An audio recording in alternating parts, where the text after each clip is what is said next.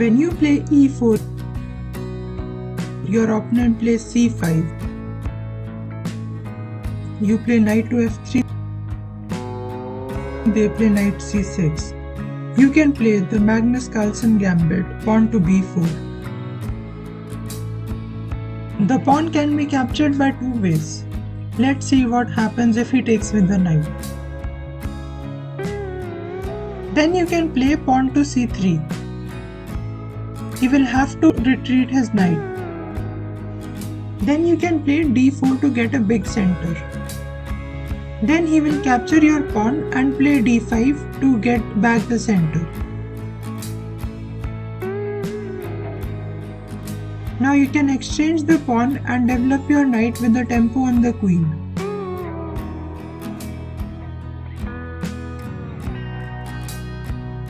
Now let's see what happens if he took the pawn on b4 with the pawn instead of the knight.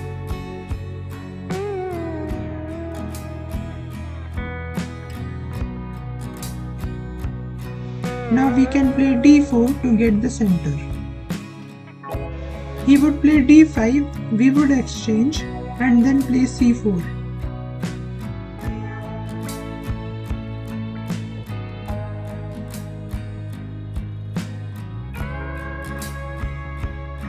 Now he will have to take en passant.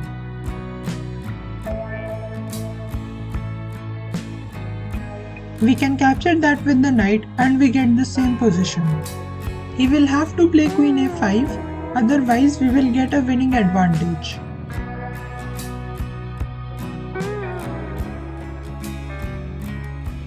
Now we can ignore his threat and play rook b1. And everyone will capture our knight. Then we can play bishop d2, threatening his queen.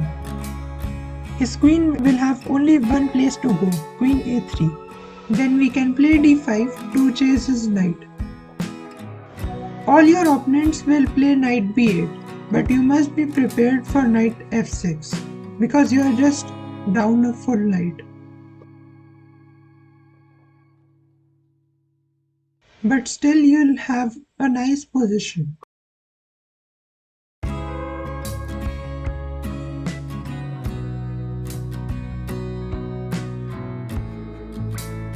So if he plays knight b8,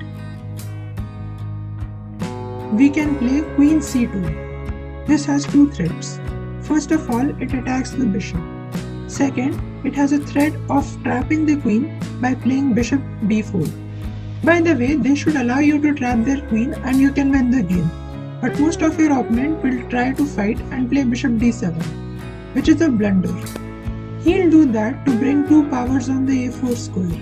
So even if you play bishop b4, he will play queen a4 and exchange the queens. And he will be a knight up. So we won't do that. Instead, we'll play bishop b5. This pins the bishop to the king and also renews the threat of playing bishop b4. Because if he plays queen a4, we can just take it with the bishop or the queen. And if he takes a bishop, queen c8 is a checkmate.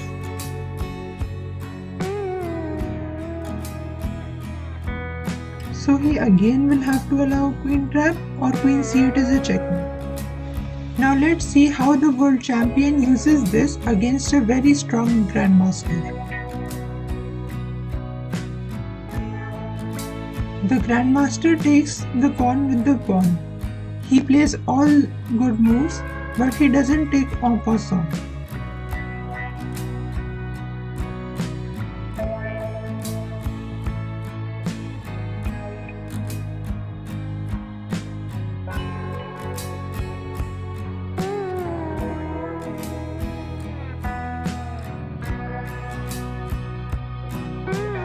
Instead, he decides to play queen e4 check. So Magnus defends his check with playing bishop e3. Then the grandmaster develops his knight. Magnus develops his other bishop and chases his queen. The grandmaster played queen g4, threatening the pawn. So Magnus pushes the d5 pawn and threatens his knight. The grandmaster retreats his knight to b8. Now Magnus Carlsen plays the move h3.